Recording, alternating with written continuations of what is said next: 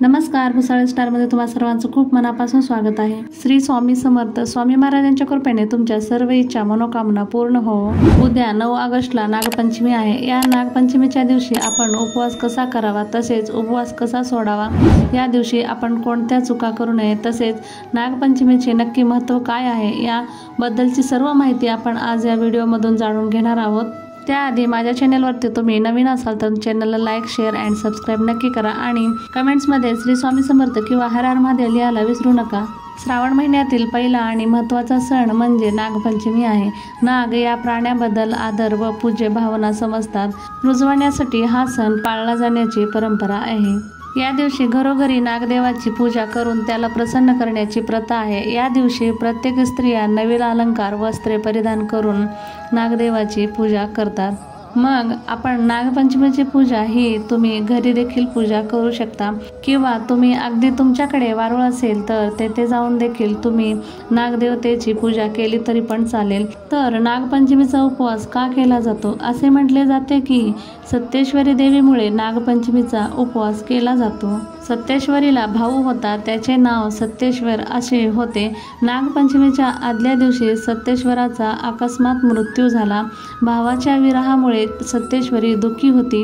अन्नत्याग केल्यानंतर सत्येश्वर नागरूपात दिसला। त्यानंतर तिने नागाला आपले भाऊ मानले।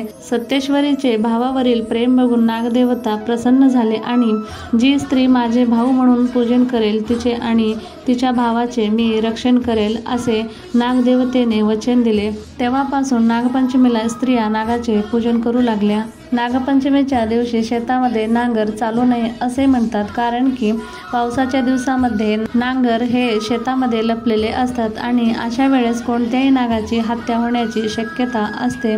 त्यामुळे या गोष्टीची काळजी घ्यायची आहे।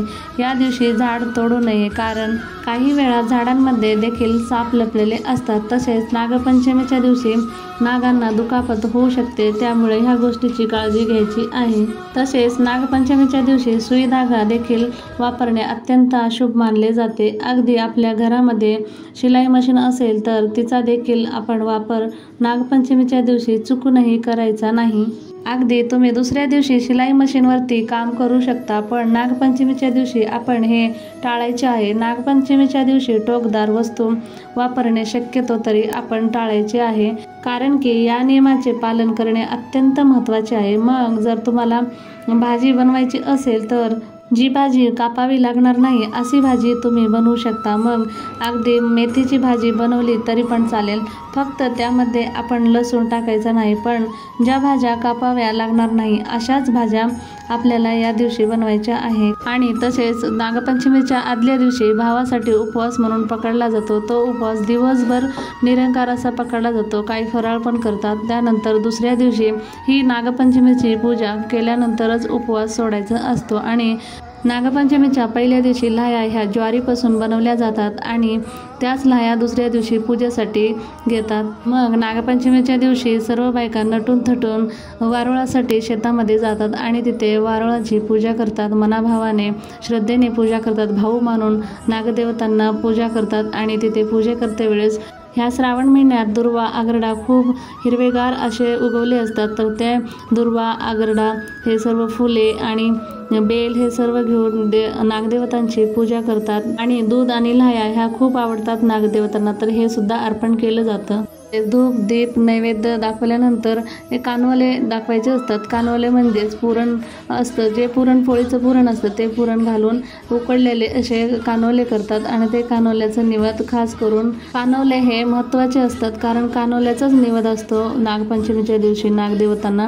तर हे नैवेद्य दाखवल्यानंतर त्यावरती लाह्या ठेवायच्या ज्वारीच्या आणि पाणी फिरून देवतांना मनाभावाने नागदेवतांना स्मरण करून नमस्कार करायचा आहे। तसेच आपण घरातून ज्या वेळेस जातो पूजेसाठी तर तेव्हा आपण एक रीलचा धागा घेऊन जायचा आहे, म्हणजे 7 पदरी असो, 11 पदरी, 9 पदरी असं घेऊन जायचं आहे। आणि त्यानंतर तिथे गेल्यानंतर पूजा करते वेळेस तो धागा हळदीमध्ये बुडवायचा आहे पाण्यामध्ये टाकून, आणि तो धागा देवतांच्या जे वारुळ असेल किंवा जिथे तुम्ही जाल मंदिरामध्ये तिथे ठेवायचा आहे आणि तो ठेवल्यानंतर आपण त्या वारुळावर ठेवून पूजा करायचा आहे. केल्यानंतर तोच धागा आपण परत घ्यायचा आहे आणि तो धागा सर्वांना घरामध्ये हातामध्ये उजव्या हातामध्ये बांधायचा आहे आणि ते धागा बांधल्यामुळं कोणालाही सर्पदंश होत नाही. नागदेवाचा देखील आशीर्वाद आपल्यावर सदैव असतो. आणि महत्त्वाचं म्हणजे नागपंचमीच्या दिवशी झोका हा जरूर खेळतात.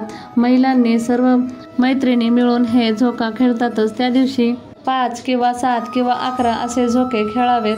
तर त्या दिवशी नक्की झोके खेळले पाहिजे. आणि तसेच पूर्वीपासूनची हे परंपरा आहे की नागपंचमीच्या सणाला हा पहिला सण असतो, त्यामुळं मुलींना माहेरी घेऊन येतात अशी परंपरा आहे. तसेच माहेरी आलेल्या आपल्या मुलीला साडी, ब्लाऊज पीस किंवा ज्याला जमत असेल तो साडी घेतात किंवा नाही जमत असेल तर ब्लाऊज पीस सुद्धा घेऊ शकतो आणि त्यानंतर बांगड्या भराव्यात अशी पद्धत असते. आणि अशा पद्धतीने आपल्या मुलीला माहेरी घेऊन येऊन आनंदाने नागपंचमीचा सण हा साजरा केला जातो. पण पूर्वी ही परंपरा पाळायचे, पण आता कोणीही पाळत नाही. घरामध्ये देखील नागदेवतांची प्रतिमा पुट्ट्यावरती किंवा भिंतीवरती काढून त्याची पण पूजा करतात. आमच्या इकडे तर अशा पद्धतीने पूजा केली जाते. हा तर फ्रेंड्स एक गोष्ट सांगायला विसरलेच आहे. तर प्रत्येक ठिकाणी वेगवेगळ्या पद्धतीने पूजा केली जाते. तर तुमच्या इकडे कशा पद्धतीने पूजा करतात हे कमेंट्समध्ये नक्की सांगा. तर फ्रेंड्स, तुम्हा सर्वांना नागपंचमीच्या हार्दिक शुभेच्छा. आणि माझा आजचा व्हिडिओ आवडला असेल तर माझ्या व्हिडिओला लाईक, शेअर अँड सबस्क्राईब नक्की करा. आणि असंच एका नवीन इंटरेस्टिंग व्हिडिओमध्ये भेटूया. तोपर्यंतसाठी बाय बाय. थँक्यू.